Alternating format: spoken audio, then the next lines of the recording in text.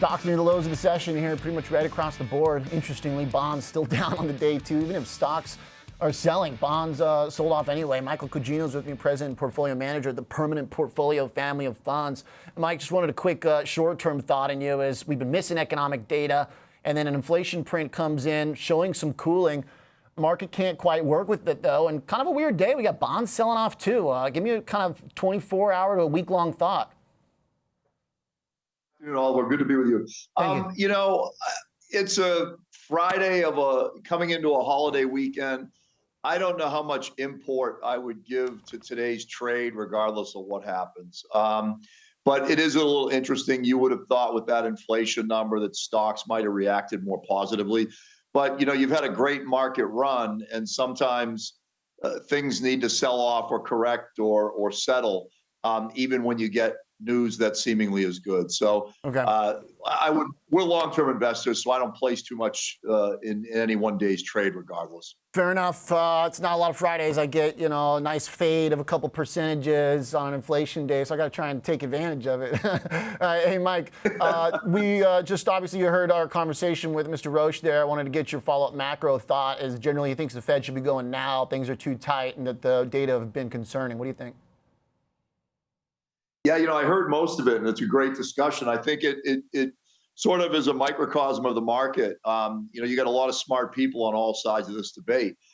I would disagree. I don't think the Fed needs to do anything right now, and I would argue that it's more productive in the long term for them to have the power to cut rates substantially. You know, when they may need to, versus right now. The economy is growing.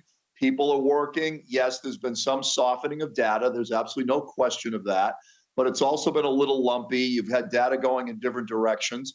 And as a result, you know, you've got a stock market that is doing reasonably well. Corporate earnings have been decent. Outlook's a little bit more cloudy, yes. But all those arguments are for a sort of wait and see approach. And unless you feel like you need to be able to cut rates just to say you cut rates. And I would argue, too, that most people, what they're talking about are rate cuts are 25 to 50 basis points by the end of the year. I don't think a 25% rate cut's going to do much of anything, whether it's in July or December, personally. But psychologically, it does indicate maybe a change in direction. So it's more material than the numbers. But I would argue that you don't have to go right now. There's no need to go right now. You continue to watch and wait. They've been on record of saying they want to see, you know, several months of activity to really feel comfortable. And I have no issues with that as long as we continue to gradually drift towards, you know, soft landing, no landing, light recession. I've heard all of them. Sure. And arguments for each, but not enough compelling evidence for any one of them. Mine's purgatory. That's my version. It's like the other side of the coin from Goldilocks, right? We're shifting from Goldilocks to purgatory. You're still just kind of hovering in place. Well, as long as it's gradual. I mean, I think the risk you want to run is falling off a cliff in a deep recession, right? Or a stagflation scenario where growth really slows down quickly and inflation begins to stabilize or get sticky, and you'd have another bout of inflation that goes up more towards 3.5%, 4%. That's the stagflation worry that I would have. At the moment, we don't see that, but I wouldn't say we're out of the woods yet. And we've seen a couple of these situations where inflation's come down and then it ticked back up again. It currently seems to be coming down. But I wouldn't say we're out of the woods yet. Okay. Mike, I wouldn't box you in as a gold bug, but you do like gold, right? I think you've had a position in gold since I've known you, basically, as kind of a way to play this. You've also got two stock picks for us that seems like that work in the environment you envision as well. You're going Midwest on us with Parker Hannifin, based in Columbus, I think, right? Or Cleveland maybe, and then Illinois Toolworks, where, you know, goes without saying. Yeah, I mean, they're cyclical names. I put, first of all, yes, we still like gold for a variety of reasons, and I'll give you those reasons in a second. Okay. But both of those companies are cyclical in nature. They're manufacturing. They're a play on growth and maybe slightly better valuations than maybe other parts of the market.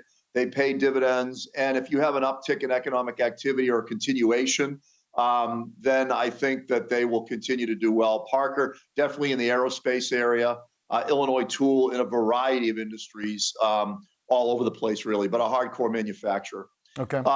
With respect to gold, yeah, I think, there's a lot of reasons to be bullish on gold in the long term. The Fed is, if not done, then likely done raising rates and probably cutting, regardless of when it happens. You have a lot of robust buying, whether it's central banks around the world, whether it's retail demand, or whether it's an investor demand. You have a lot of geopolitical risk right now in different parts of the world. And that makes investors uncomfortable, just generally speaking. And you have, somewhat of a move in the long term. Well, there's two things. One is a long-term move by some countries to settle transactions in other than the US dollar. If that were to occur on a large scale, you would put pressure on the dollar and upward pressure on interest rates. And I believe the market rates would decouple from the Fed, and that would be a whole other problem. And then lastly, you have a situation where you just have uncertain economic growth and other general uncertainties. Mike, do you get, I think people staying with gold a lot of times, they don't know when to get out if they do capture a good move. Is there a level at which you take some profit in gold, or do you view it more as just kind of a bastion in the portfolio that stays there?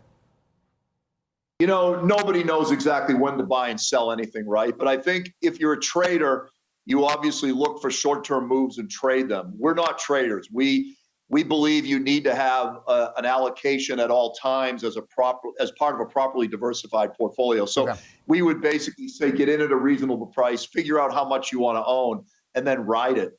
And so, you've had a consolidation a little bit here off 100-something points from where it was. That's cheaper than it was. You can maybe wait and see if it goes lower. It could also go up again if you get more certainty on cutting interest.